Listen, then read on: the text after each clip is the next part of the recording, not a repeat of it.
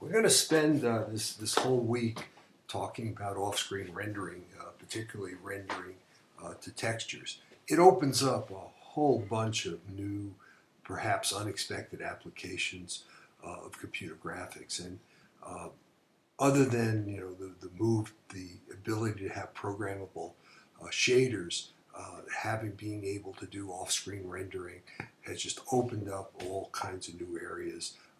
And so even people who aren't really doing graphics have realized that they can use the power of a GPU, the enormous floating point speeds of GPUs and the amount of memory that's available on GPUs to do operations that traditionally don't fall into the realm of graphics. We saw a little bit of this last couple of lectures. I mentioned a few examples of GPU. We're going to come back to that.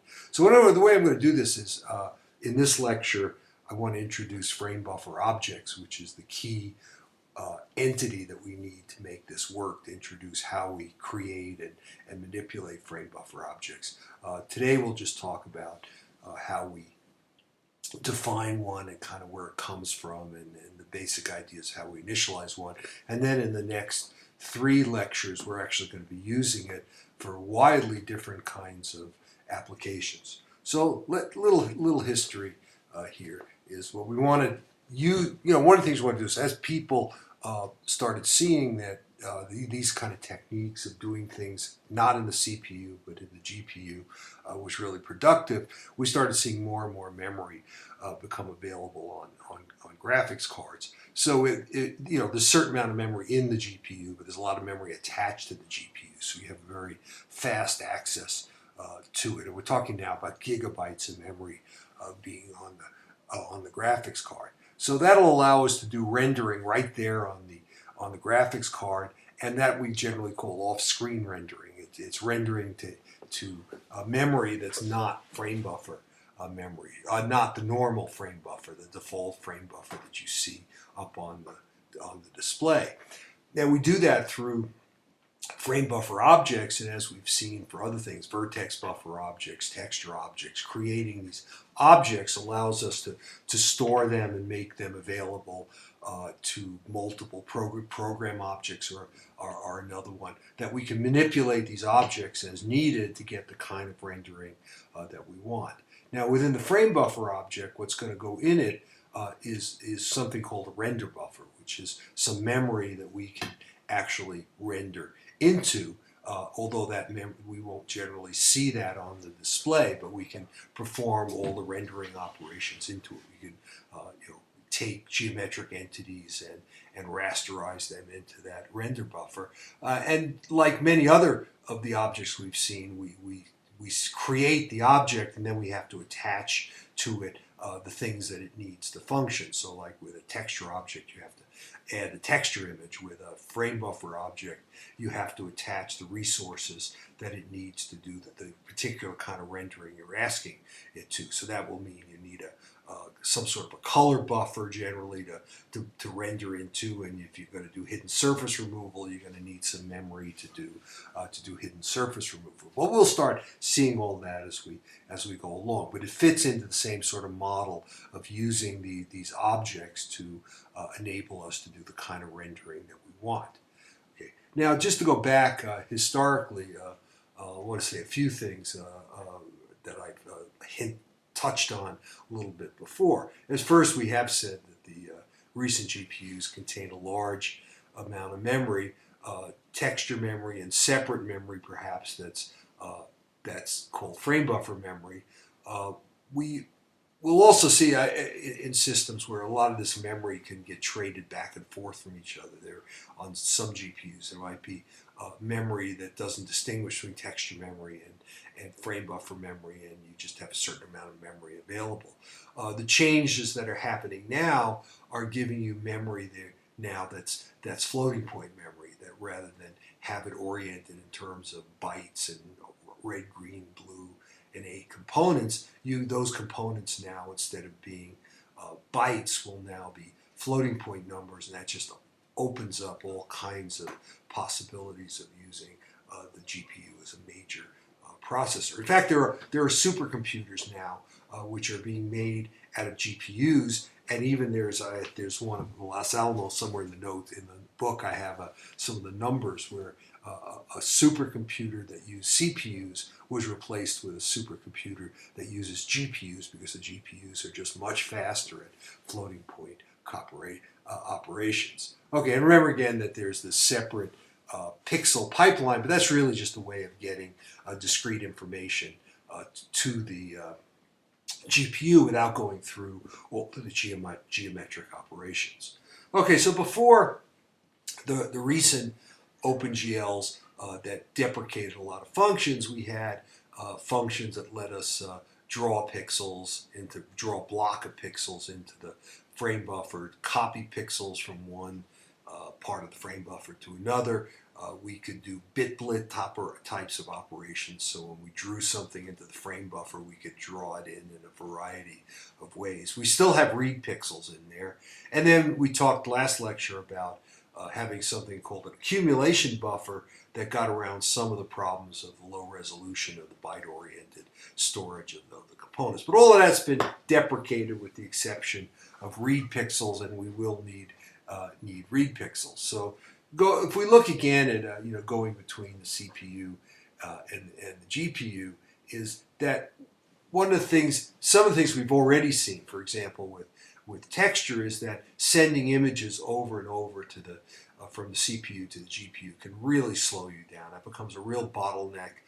It's an even worse bottleneck if you have to go back the other way. And we saw that texture objects relieve some of this burden by allowing as many textures as possible to live in the GPU's memory and memory attached to the GPU rather than live back in the CPU. So that it was a major advance. And there are things I haven't talked about that you might look up if you're doing a complex application where you have a lot of textures. There's things called proxy textures, which allow you to go and see how many textures you can really fit on the GPU or on the graphics card, and it allows you to do some sort of manipulation.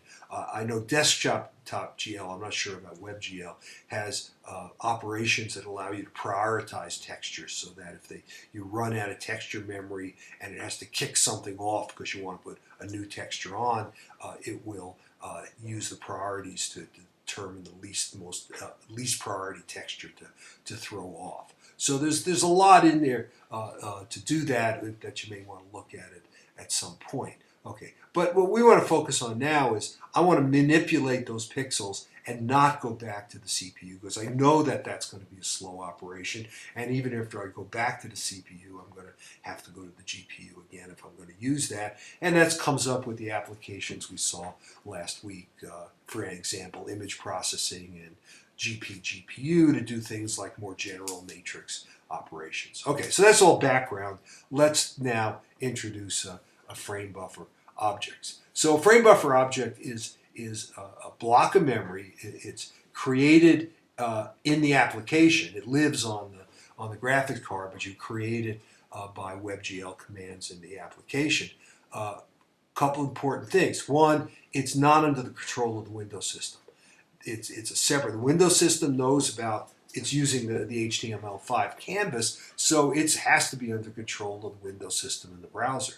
When you start using other memory that's on the graphics card, they don't really have anything to do with all that other stuff that's going on with the operating system and the Windows system and the browser. So it tends to be much faster to use. There's no slowing down. It's much more at the liberty of what you want to program in, and that's a key element. However, because it's not part of the WebGL canvas, you can't display it. You can generate it, you can move it around somewhere, and as we'll see, we can make a texture map out of it if we want to display it in another rendering pass. But when you write things into that into this off-screen memory, you're not going to see that, and that, as we'll see, the applications we're going to look at, has some real advantages. Okay. Now, the frame buffer object is kind of an empty object. When you create it, you attach to it what you need for the particular things you want to do. So the typical thing we're going to do is attach a render buffer to it. And a render buffer is something that we can actually, as the name indicates, render into it off screen into this attachment to a frame buffer object. You can then, after you've done that, you say, well, now I have something that I've rendered into, but I can't display it. Well, we can now do something with it after we have done that rendering. And the usual thing we do is take that buffer which we attached and we detach it. And once we've detached it, we can use it. Our examples will use it as a texture map, but you can create other kinds of imagery in there. You can create a depth buffer that looks something that'll be used as a depth buffer, something that might be used as a stencil buffer. But we want to create things that we're going to use as textures, and so I'm just going to do examples where we attach that memory to the frame buffer the render buffer, attach a color buffer we can render into, and then we're going to use that typically as a texture map for a regular rendering later. In other words, once I detach that buffer, I go back to my normal state where the next rendering pass will go into the default frame buffer, namely the HTML5 canvas. So you go switching back and forth between using the off-screen memory and using the standard frame buffer. Okay, so render to texture, which is what we said we're going to do, is going to open up a whole bunch of things. The idea here is that there's a couple important things here. Is that if I render into a texture, now what does that mean? Is as I'm doing the render, that memory is not serving as a texture; it's serving as a color buffer that I can put things into. It's when I detach it, it now becomes a block of memory that has an image in it, and if it has an image in it, then I can use it as a texture. So it's render into some memory, make that memory into the texture that you're going to want to use. And we do that by our manipulation of frame buffer objects and texture buffer objects. Now we're going to do, at the end of this, a much more complex strategy for truly interactive applications where you have a lot of simulation kinds of things you want to go. And this is really the power, show you the power of what you can do, where we use a double buffering strategy with the textures. As you'll see, we're going to call it buffer ping-ponging, because you ping pong back and forth between these two buffers. And what you're doing is you render it into one of them. Let's say, suppose I set up two buffers, and let's let one of them be a normal texture. They're both, or I have two textures. Okay, let's do it that way. I have two textures. I start off and I make texture one the attachment to the render buffer, so I can now render into it. And I render into it using texture 2 as a texture buffer, as a texture memory, as a texture for that rendering. Now texture 2 has been used. In some ways I'm through with it. I have a new image in texture 1. Now here's where the ping ponging comes in. I swap them. So now texture 1 is my new texture, which is different because I've done that rendering.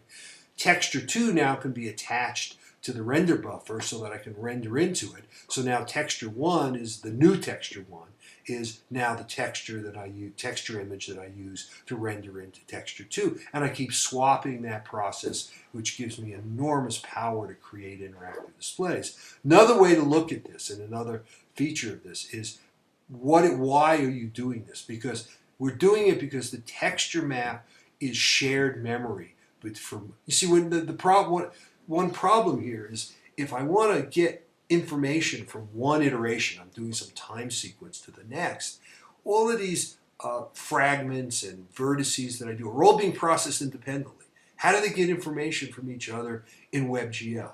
How does one vertex know what's happening in the next? How does, more important to us in these applications, how does one fragment know what's going on in the next fragment?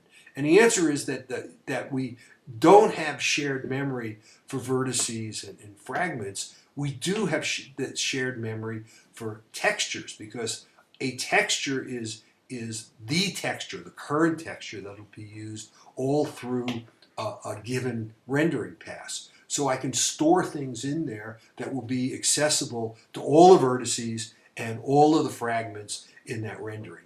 And so we're using that as a special kind of memory, and a special kind of memory that can be changed dynamically by this buffer ping-ponging process. Okay, so let's go back to the beginning and see the steps that we have to do to render the texture.